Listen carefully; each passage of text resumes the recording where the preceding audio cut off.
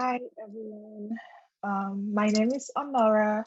I I am a dark-skinned black person with green round glasses, a lavender shirt, and a mirror, a window behind me with blue walls, dark blue walls. Today I am going to read a poem called Pata Pata or Orifice of No Return for and after Miriam Makeba. Pata Pata is a name of a dance we do down Johannesburg way, and everybody starts to move as soon as Pata Pata starts to play. Back then, you were convinced there was no return. Your queerness, you imagine, excised you from your old country and all claims at origin. You looked down your lineage and couldn't find any queer ancestry. You were becoming what you could not name to your mother. She asked, "What does queer mean?" And you entered the farthest reach of your body's memory of desire. Before you could even talk, you hummed her songs. Your mother chuckles as she retells her favorite memories of your childhood.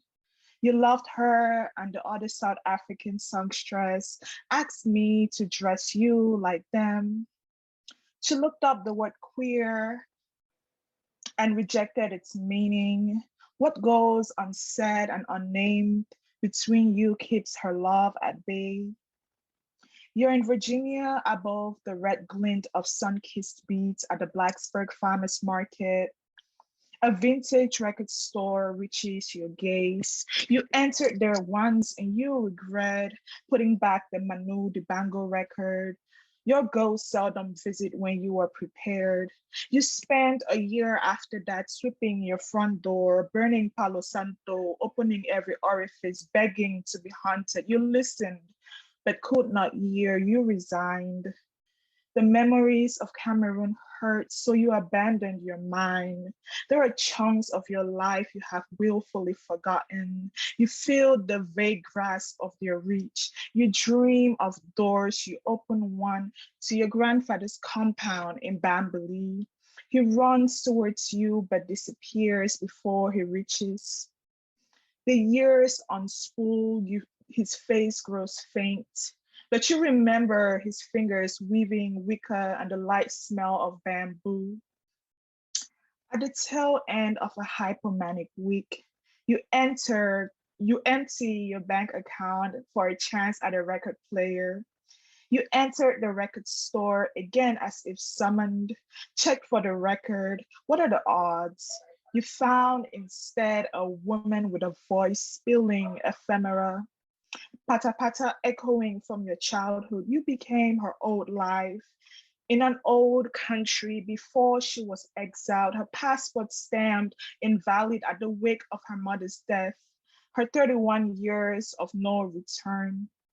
You took on her ache, hoping to understand your own, a full embodiment. You mused, your mouth singing her voice. You dreamt of a Bishin rumbling with the sound of open palmed kisses. One lover, not so gentle, onto the backside of another, a little patter patter as their country becomes a dirge. Someone cracking open a beer bottle with their teeth, another one sucking out a prayer melanged in cigarette smoke. You were her, commanding your strut to shirk off some despondency. The shoddy shanty shaking with your grooves, the dance taking on the length of night. You forged out of the light of song a new kind of open, a concocted return, swigged with nostalgia. Deep in your bodily archive is a hollowed ache. Errantry is desolate. You are the consequence of rupture. Miriam, you whispered to her in the early mornings as you freshened the mason jar of water at your altar. You offer right color knots and light a white candle. You offer your struggling voice. You move your hips. Hio mama, hio ma natsi pata pata.